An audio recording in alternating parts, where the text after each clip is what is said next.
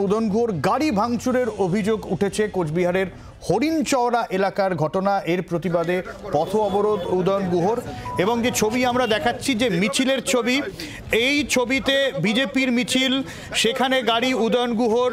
একবার ঠিক কি ঘটনা ঘটেছিল এই ছবিতে কিছু ধরা পড়ে কিনা একবার দেখাবো।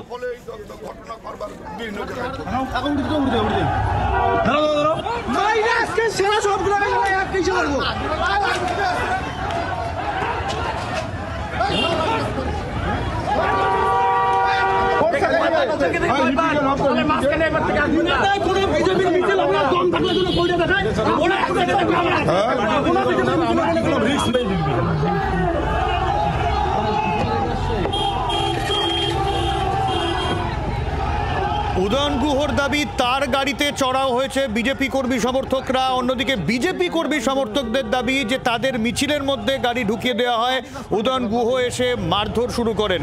দাবি পাল্টা দাবি, তার মধ্যে উদয়নগুহর গাড়ি ভাঙচুর, সেই ছবি আমরা দেখিয়েছি। এবং অভিযোগ বিজেপি এবং তৃণমূল পরস্পরের বিরুদ্ধে। উদয়নগুহ গাড়ি থেকে নেমে মারধর করতে যান, এরকমও অভিযোগ উঠেছে বিজেপির। যদিও উদয়নগুহর দাবি যে তার গাড়ি ভাঙচুর করা হয়, তার এক অ্যাটেন্ডেন্ট জখমও হন।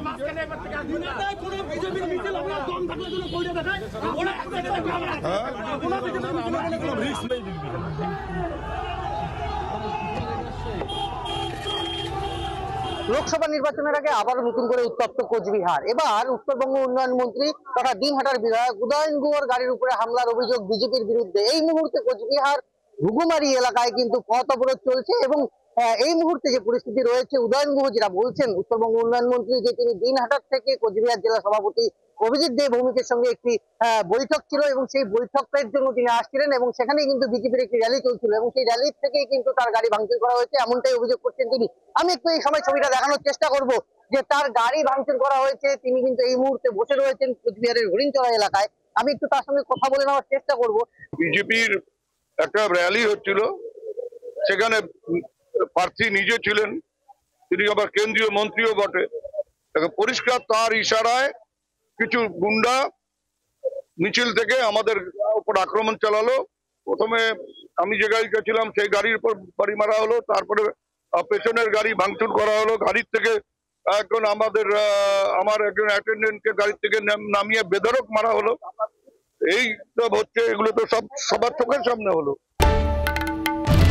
বাংলার আওয়াজ, বাঙালির আবেগ, জি 24 ঘন্টা।